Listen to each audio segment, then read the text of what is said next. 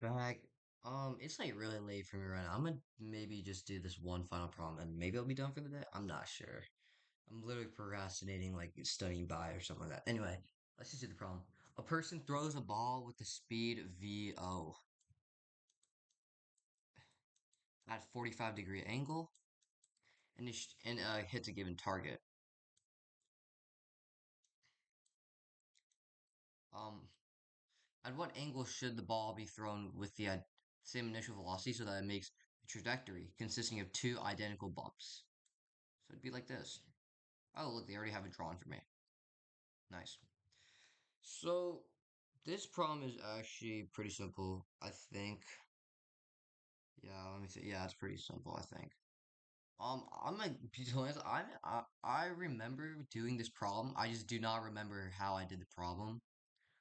But yeah, I think we could do a method where we just do R equals VO squared e over G because the range, right? The range is sine 2 theta all over G.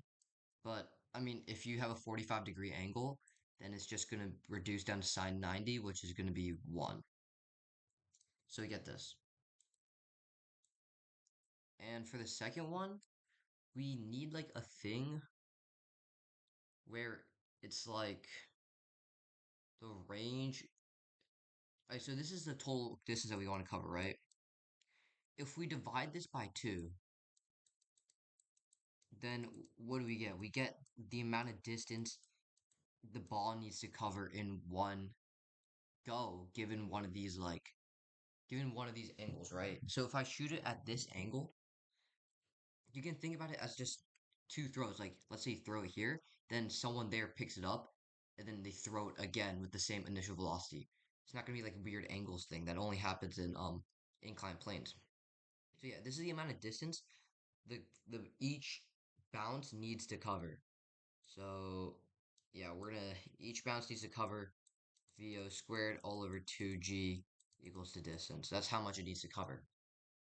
And I'm going to set this equal to sine 2 theta all over.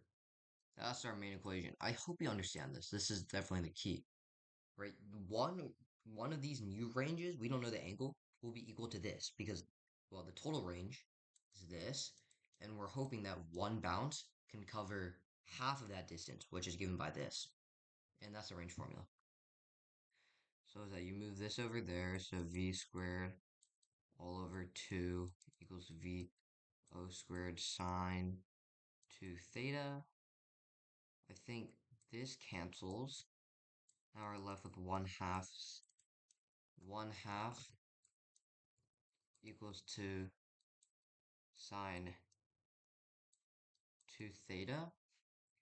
Now, what I'm saying is if sine theta equals to 1/2, I mean, sorry, sine -1 equals to 1/2. We're going to take the inverse and it's going to be equal to 2 theta. Now we're just going to do this. Sine -1, 1 over 2, all over 2 equals 2 theta. And I think this will reduce to 15. I think that's our answer. So yeah, this problem's actually pretty, I'm actually going to double check. Give me a second. Sine theta -1/2. 2. Yeah, I'm right. So yeah, this problem was actually pretty easy, even though it's from Morin. The key thing is just to know, like, it's gonna bounce once and it's gonna bounce again. The amount of distance is gonna be this. Other than that, it should be pretty simple. If you have any questions, obviously just like comment them. I'm open to take any comments. Yeah, that should be about it. Yeah, thanks for watching. All right, bye.